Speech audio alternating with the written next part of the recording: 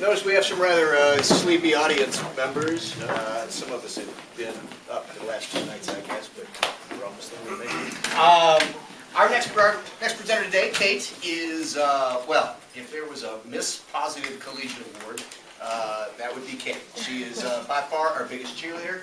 You can't get her down for anything, no matter how, I don't try, but she is always there, always positive. Comes into advisory every morning with a smile, with something good to say, with some happy thought about why she is glad to be a collegiate, and you'll understand why here in just a few minutes. Kate Jones.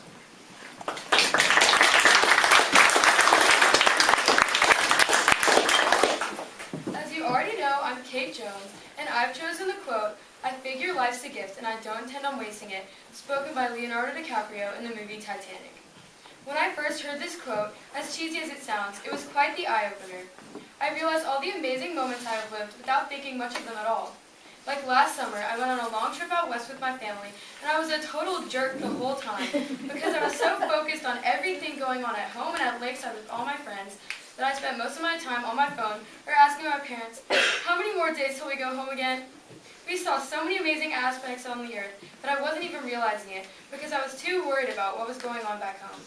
This is a great quote to live by, especially for this project, because it represents how every second is precious, because everyone's lives are so important. Live every day like it's your last. Don't waste any time. Go with your gut. Try something out of your comfort zone. There's room for screw-ups. It's completely human. Throughout my middle school years, I have tried different sports and clubs like field hockey, crew, cheerleading, and track, but I haven't stuck with any of them because none of them felt right. My favorite team sports in middle school have been swimming and lacrosse.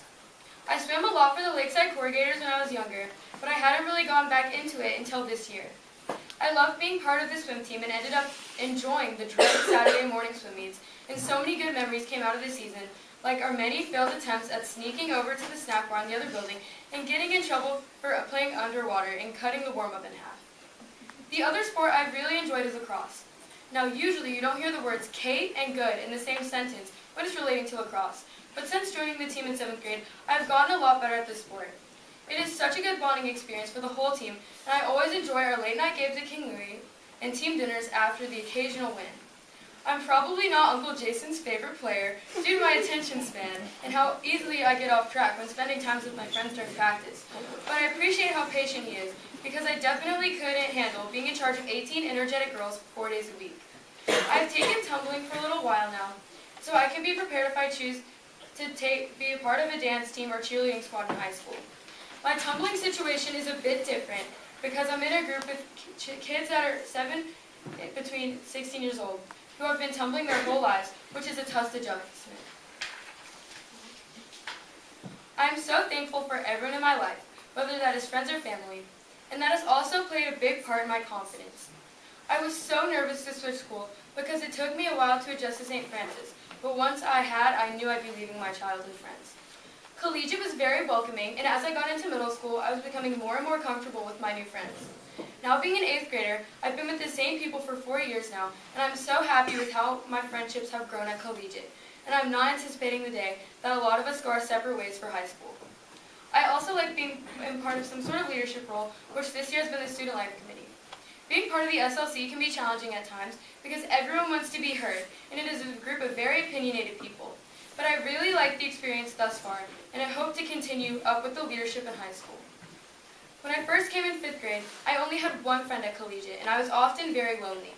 I was afraid to approach a lot of kids that I was sure were probably lots of fun, and I never spoke out much. Every year since, I have met more and more people, and that has made me a lot more confident and happy with myself. I'm sure everyone in this room has had moments where they felt like they didn't fit in or weren't good enough.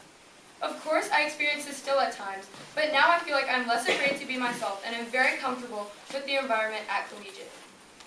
I have lots of friends at Donkeyville here as well, like people from Lakeside, my old school, sports and clubs, and the Highlands, who I spend a lot of time with during the summer and some over the school year.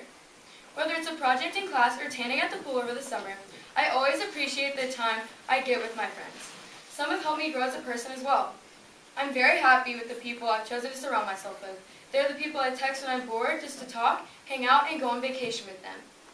They're the people who I talk to when I'm sick or sad or very happy. I know that there is nobody else in the world that cares about me more than my mom, dad, brother, Grammy, and Papa.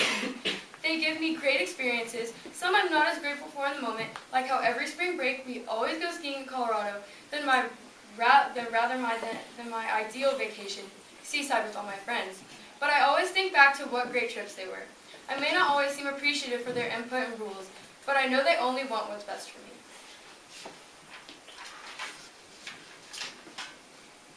I struggle in coping with death.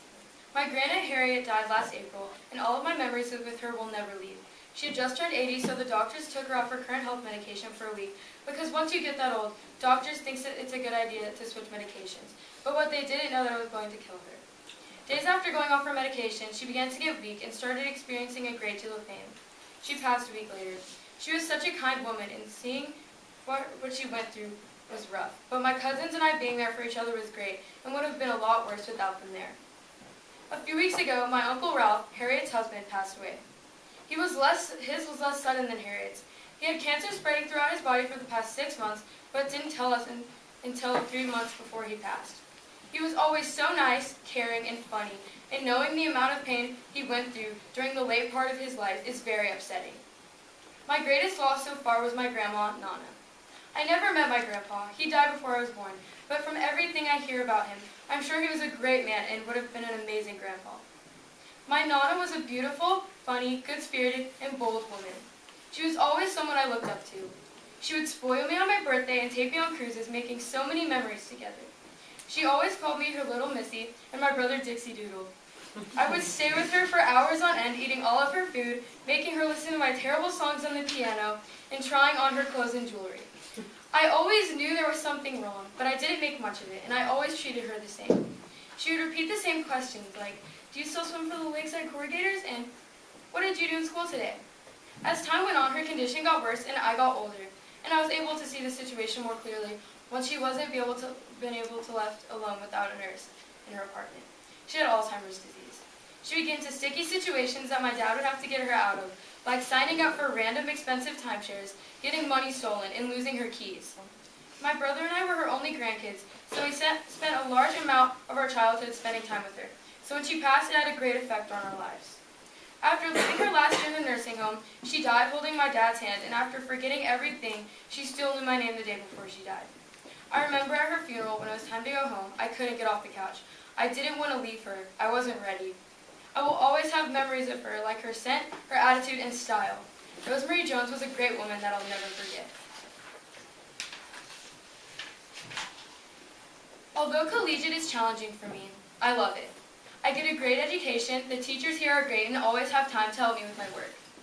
At my old school, St. Francis of Assisi, the assignments were easy and I would breeze past classes. The teachers weren't as involved and I wasn't learning as much as kids in my grade at other schools. Even my little brother, as a first grader, was rapidly catching up to me education-wise.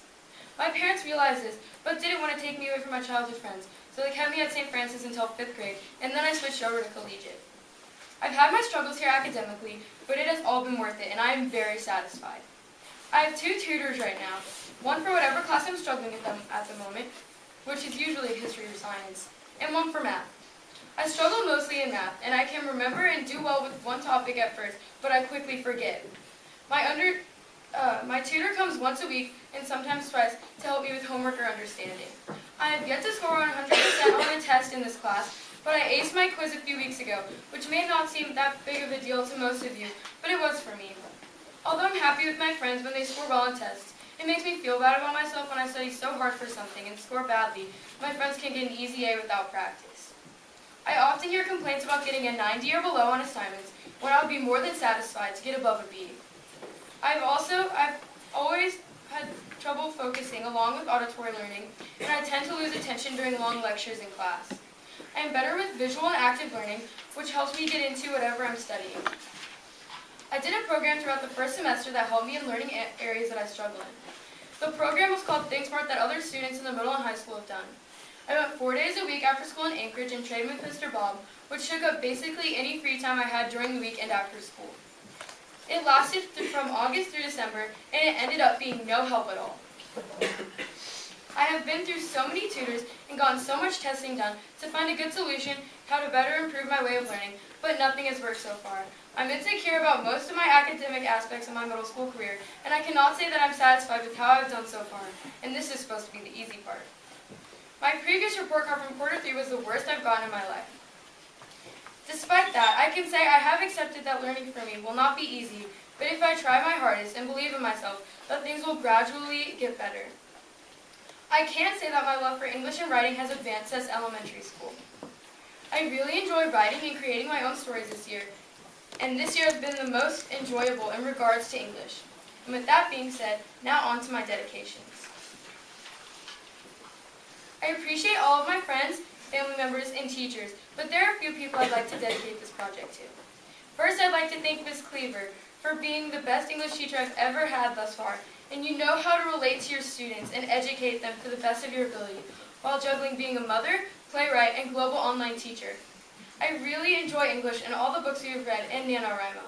I've never seen a moment where you weren't kind or compassionate to a student or colleague, and I think you're one of the most trusting teachers in the middle school. Secondly, I'd like to thank my brother for keeping his temper with me all these years when I've been moody or impulsive. We've been through a lot since you were born, like all 4 times I sent you to the hospital, unintentionally, to our endless fights in the car. A lot of the times I don't know how I can put up with you. But thinking back, the real question is, how have you been able to handle me? You always seem to have everything under control without a worry in the world, while I probably seem like a walking train wreck to you. It may not seem like it all the time, but I'm so grateful for you and all the memories we've made more to come. I love you, Dixon. Lastly, I'd like to dedicate this to my mom and dad. There is so much I'm thankful for from you guys. You provide so much for me and always have my best interests at heart. I know some days I can lash out and be disrespectful, but there is nobody who loves me more and cares for me as much as you guys. You're there on the best days and the worst days.